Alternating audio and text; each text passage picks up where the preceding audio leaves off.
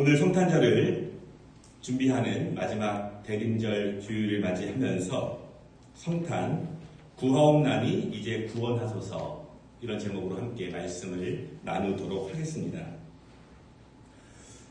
고난을 좋아하는 사람은 누구도 없습니다. 그러나 고난을 당하지 않는 사람도 없습니다.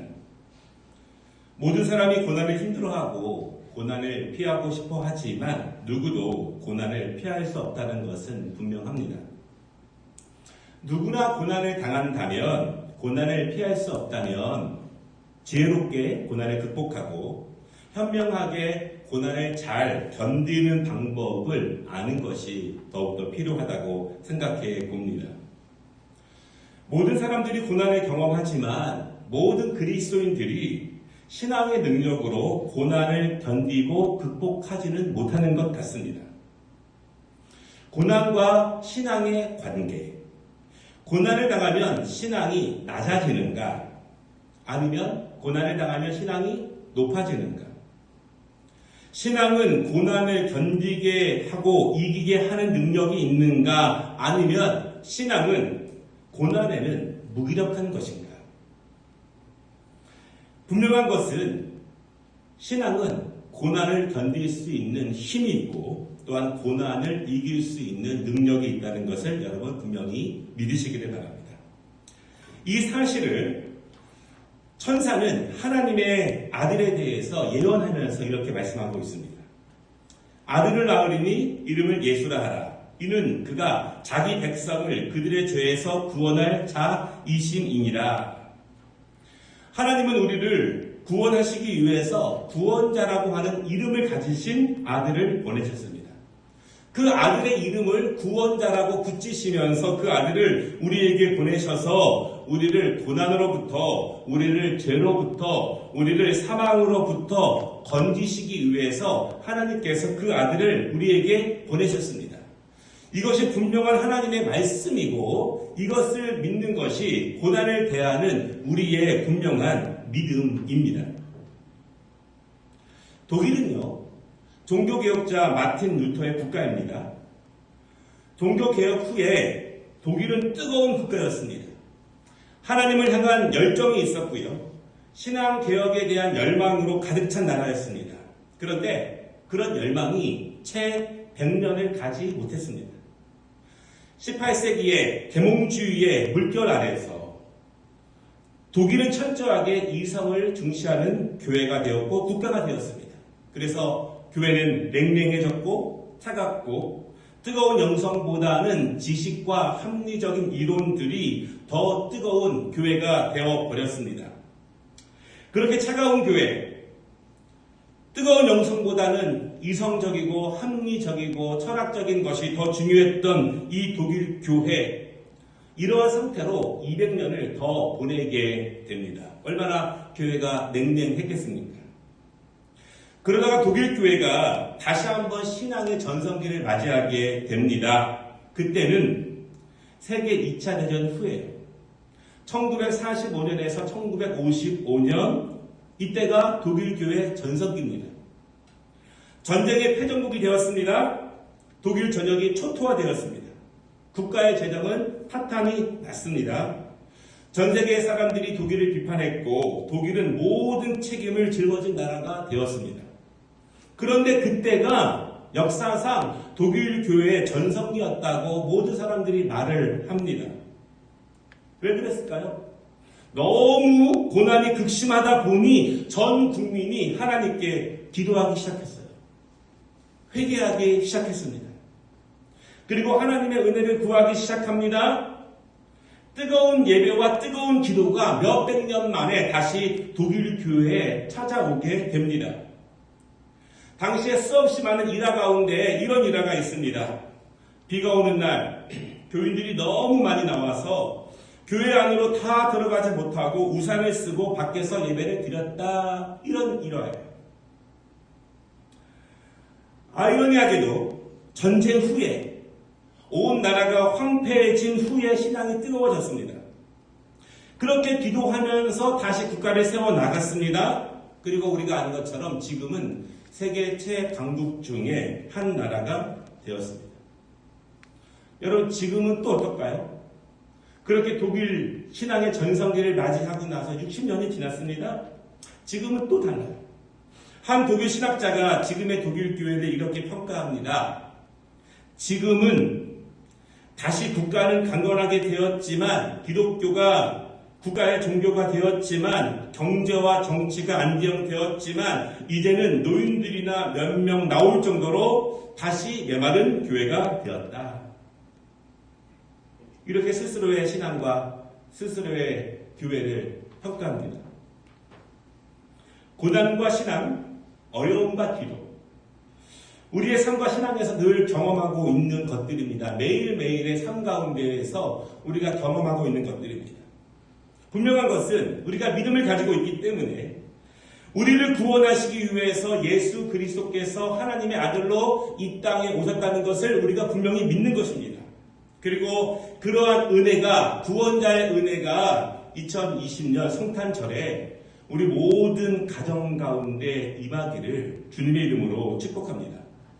무엇보다도 요란하지 않은 성탄절을 맞이하면서 예수 그리스도의 오심의 목적이 우리의 어려운 삶 속에 직접적으로 임하고 직접적으로 경험되는 이 성탄절이 되기를 간절히 기도하면서 오늘의 말씀을 함께 나누도록 하겠습니다. 첫 번째는요, 기도 구하옵나니 이제 구원하소서.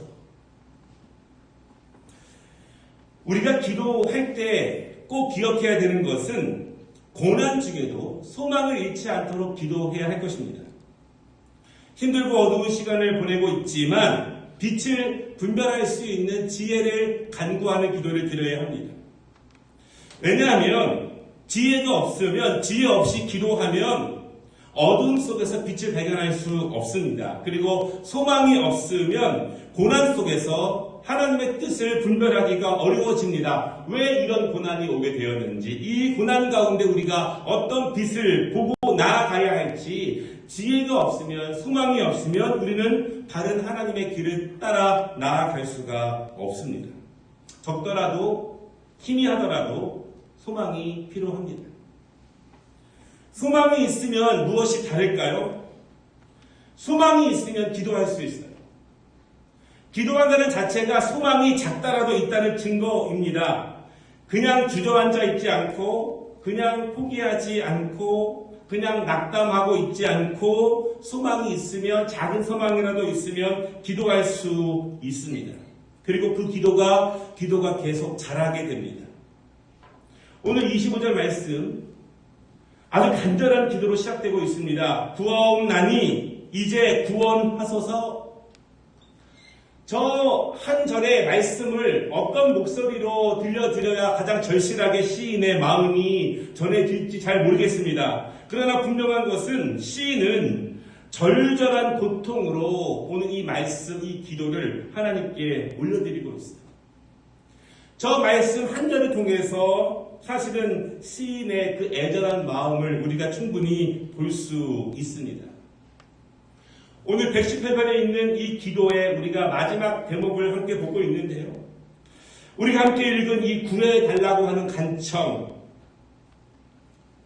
오늘 이 시 전체 가운데에서 가장 중요한 먼저 포인트는 하나님께 구해달라고 기도하는 거예요.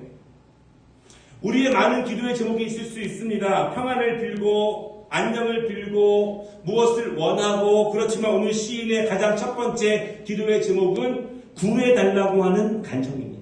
다른 게 아니에요. 나를 좀 구해주세요.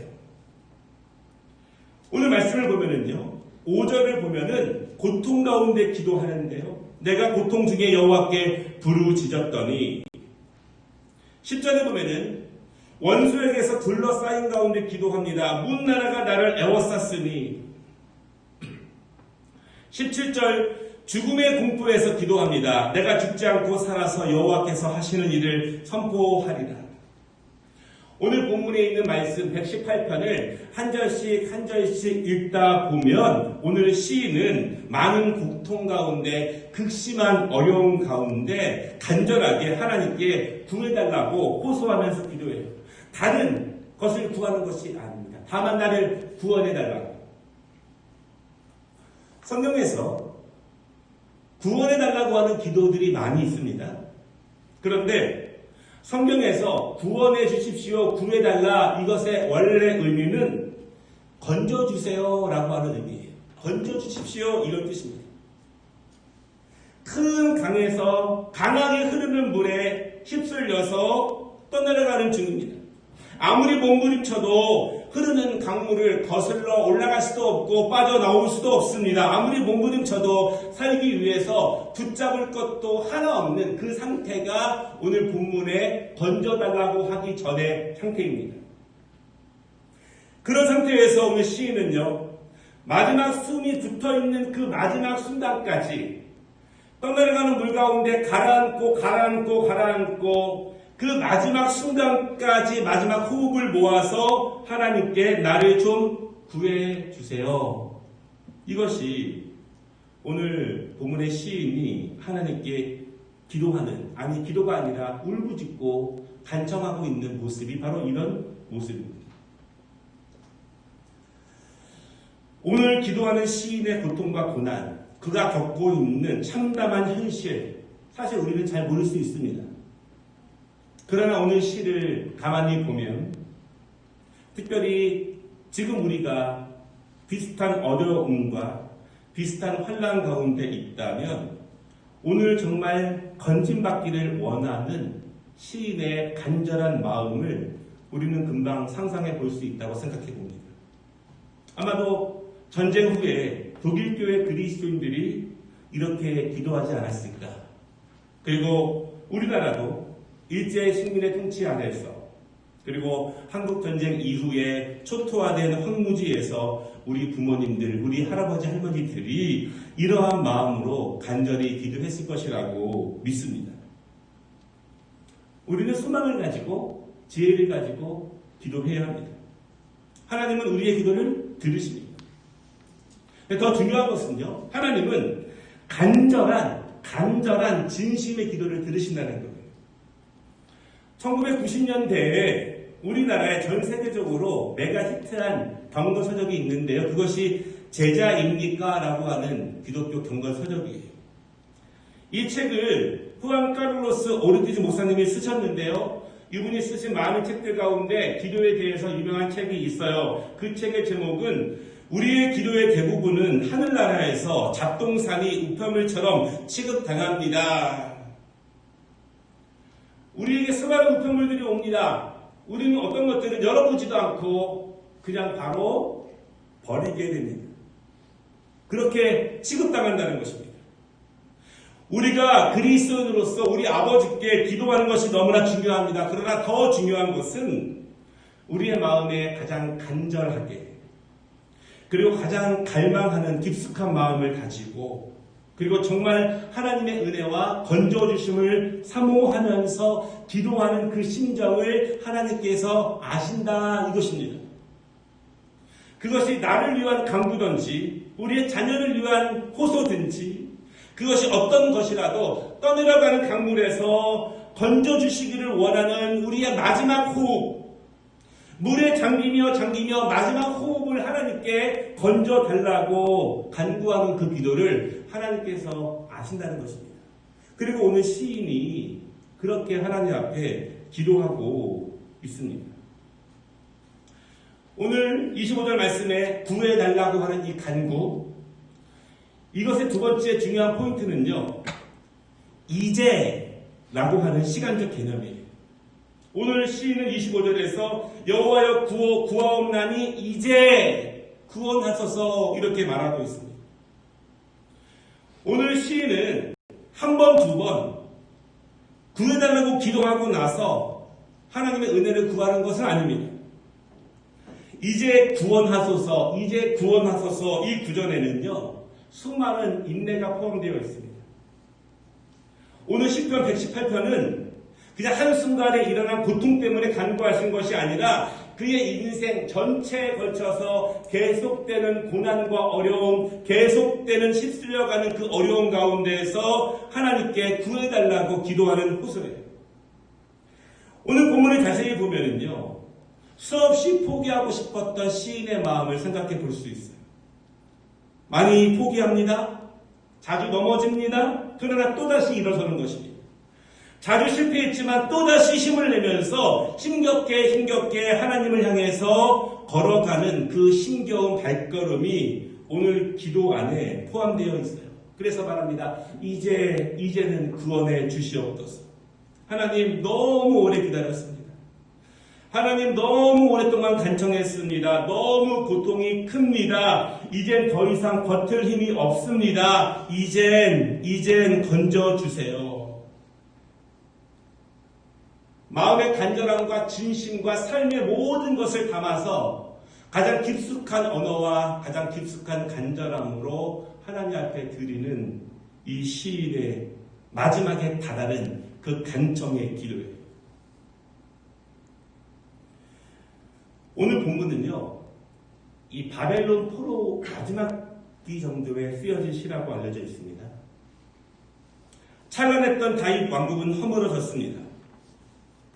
하나님을 떠났던 이스라엘 백성들에게 찾아온 것은 이방 강한 나라로부터 침공당해서 포로로 끌려가는 현실이었습니다. 하나님을 떠난 현실이 그랬습니다. 그래서 바벨론 포로 생활을 하면서 구해달라고 간구하며 기도하고 있어요. 그렇게 구해달라고 기도한 세월이 벌써 몇 년입니다. 그렇게 기도한 것이 벌써 몇십 년이 되었습니다. 그렇게 기도한 것이 아버지의 시대를 지나서 아들의 세대를 지나서 손자의 세대가 되어버렸어요. 그렇게 간절히 기도하며 이제 건져주세요. 그렇게 기도한 세월이 70년이 되었습니다. 간절한 기도가 70년 동안 하나님 앞에 호소되면서 이제는 구원해 주소서. 코로나19는 우리에게 두려움과 어두움을 주는 것이 사실입니다. 우리나라의 경제적 지표는 괜찮다고 정부는 말하지만 주변의 자영업자들과 영세 상인들을 보면 너무나 힘들어합니다. 각 가정의 살림살이의 문제가 너무나 힘겹습니다. 코로나가 아니더라도 어두움들이 많이 있어요. 가정의 건강의 문제들, 자녀의 신앙의 문제들, 자녀들의 미래에 대한 문제들, 불확실성, 희망이 없다고 하는 것, 무엇을 하고자 하는 담대함을 가질 수 있는 그 마음이 없는 불안감들, 가정의 노후와 미래에 대한 전망이 밝지 않은 그런 모습들, 바라는 이 시기에 어둡고 우울한 성탄의 시간에 대면하여서 예배하지 못하는 시간에 온라인으로 예배를 드리는 시간이지만 오늘 25절의 기도가 우리 모두의 기도가 되기를 원합니다. 어두운 시기이지만 지혜마저 잃지 않는 우리의 기도가 되기를 원합니다. 미래가 보이지 않는 시기이지만 소망마저 잃어버린 기도가 되지 않기를 소망합니다. 성탄의 시기에 정말 예수님께서 그분의 이름처럼 이 땅에 오신 이유처럼 이제는 진심을 다해서 간절히 기도하는 우리를 건져주시는 그때가 되기를 주님의 이름으로 축복합니다. 오늘 두 번째 말씀은요. 끝까지 기도한다고 하는 것. 아버지로부터 자녀의 세대를 거쳐서 몇 년을 거쳐서 몇십 년을 거쳐서 기도한다고 하는 것. 그렇게 기도하는 사람들, 그분들이 괜히 그렇게 하는 것은 아닙니다. 괜히 오랫동안 그렇게 기도하는 것은 아니라는 것입니다. 기독교 신앙의 핵심은요. 성경의 하나님을 나의 하나님으로 믿는가, 그리고 성경에 기록된 역사들을 나도 경험하고 있는가, 이것이 기독교 신앙의 핵심이에요. 아무리 찬란하고 아름답고 기적이 많이 나오는 성경의 이야기라도 내가 경험해 보지 않으면 성경의 이야기는 나와 전혀 관계없는 그냥 옛날 소설 같은 이야기가 되고 맙니다. 자녀의 신앙 교육을 염려하는 부모님들, 자녀들에게 예배를 강조합니다. 신앙의 중요성을 아무리 강조해도 자녀들이 부모의 마음을 잘 받아들여지지가 않아요.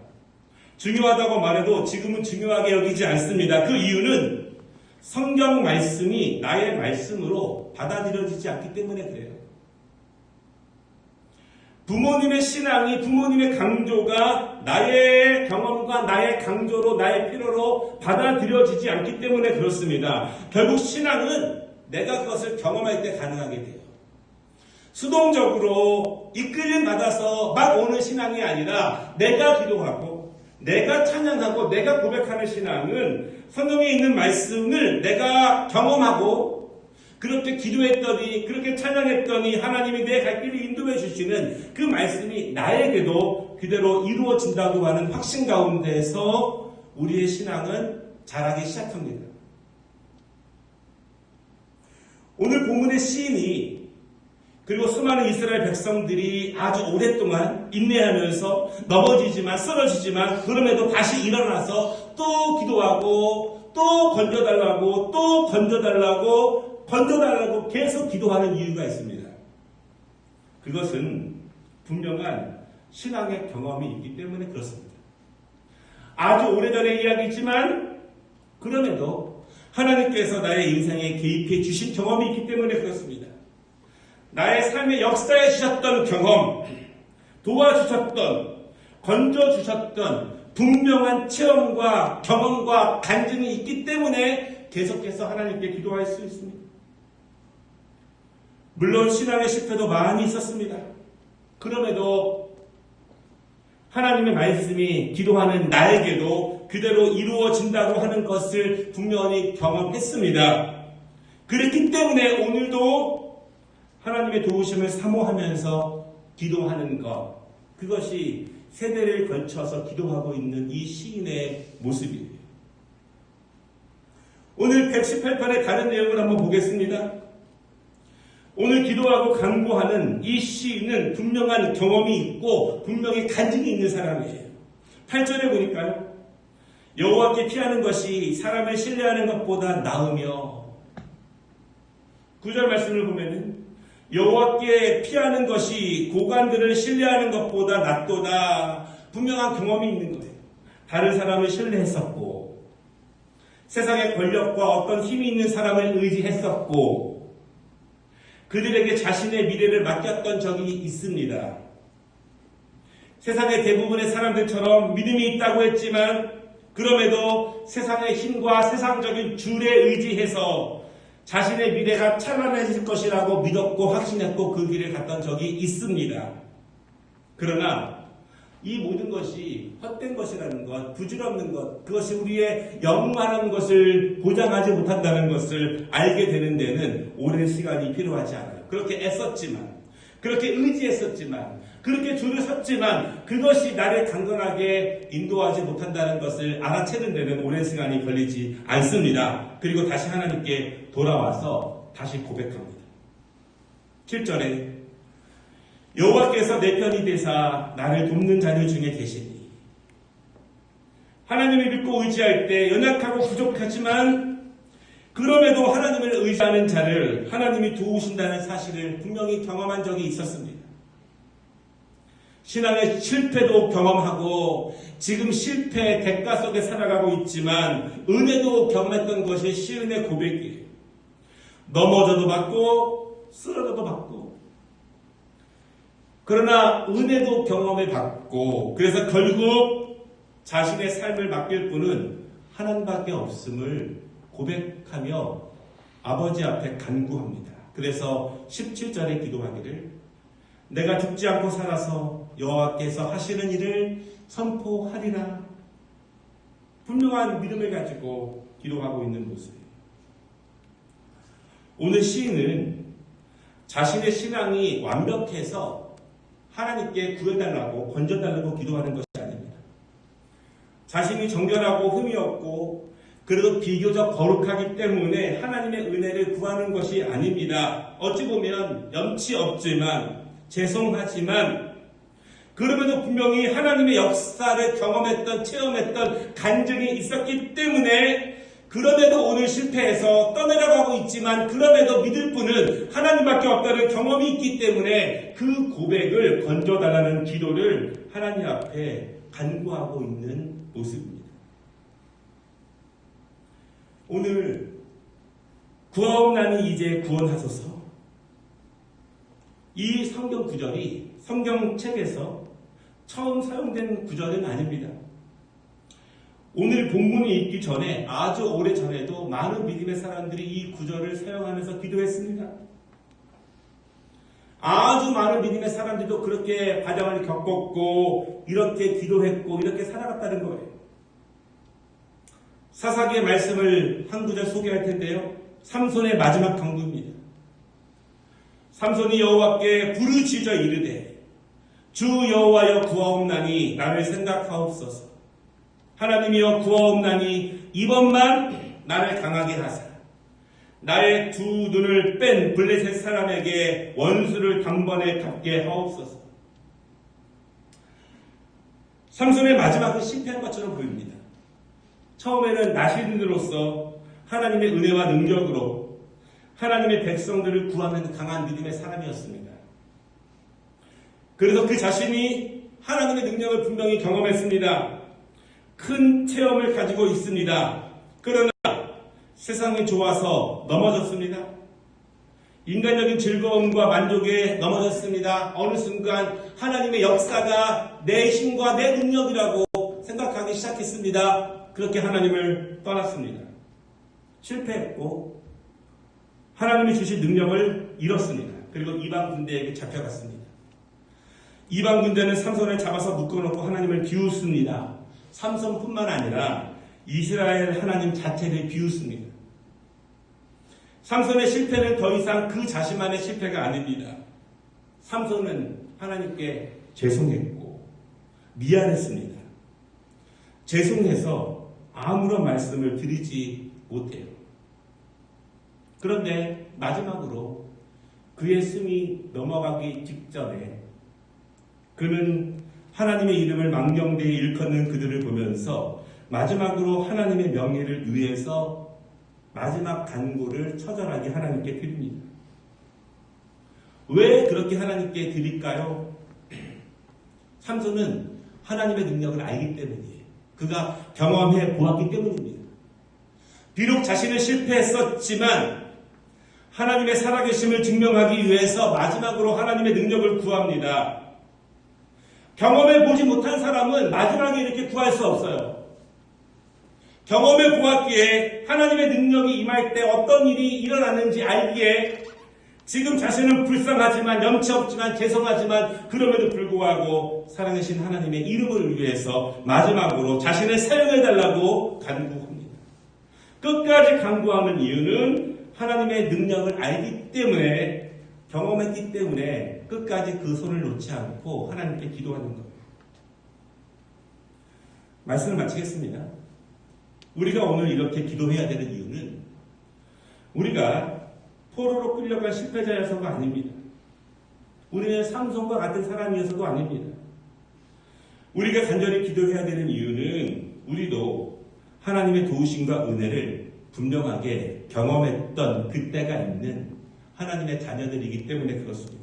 비록 자주 넘어졌고 자주 실패했지만 그럼에도 우리가 분명히 아는 것은 그럼에도 하나님의 편에 설 때 하나님께 피할 때 하나님이 우리를 도우셨다라고 하는 그 확신이 우리에게 있기 때문에 지금도 그 은혜를 사모하면서 소망 중에 기도하는 것입니다. 어둡고 두려운 연말입니다. 힘들고 어색한 성탄의 시간을 보내고 있습니다. 즐겁게 메리 크리스마스 하지 못하고 있는 시간이지만 예수 그리스도의 이름처럼 그분이 우리를 건져주시기를, 우리를 구원해 주시기를, 이제는 우리를 인도해 주시기를 간절히 기도한다면 어느 때보다 더 은혜로운 성탄의 시간이 우리에게 임할 것이라고 믿습니다. 기도하겠습니다. 은혜로우신 하나님 아버지, 우리의 마음을 다 진심을 담아 예수 그리스도의 오심을 믿으며 누리며 우리를 건져주시기 위해서 오신 그 은혜가 이 성탄절에 저희를 건져주시고 저희를 구원해 주시고 저희를 이끌어 주시는 은혜의 시간이 되어줄 수 있도록 주여 함께하여 주시옵소서.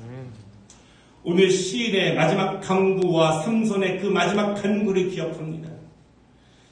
우리의 마음에 진심을 담아 오직 예수 그리스도만이 우리의 유일한 구원자 되심을 기도하고 그 은혜를 누리는 성탄의 시간이 되게 하여 주시옵소서. 예수님의 이름으로 축복하며 기도 올리옵나이다. 아멘.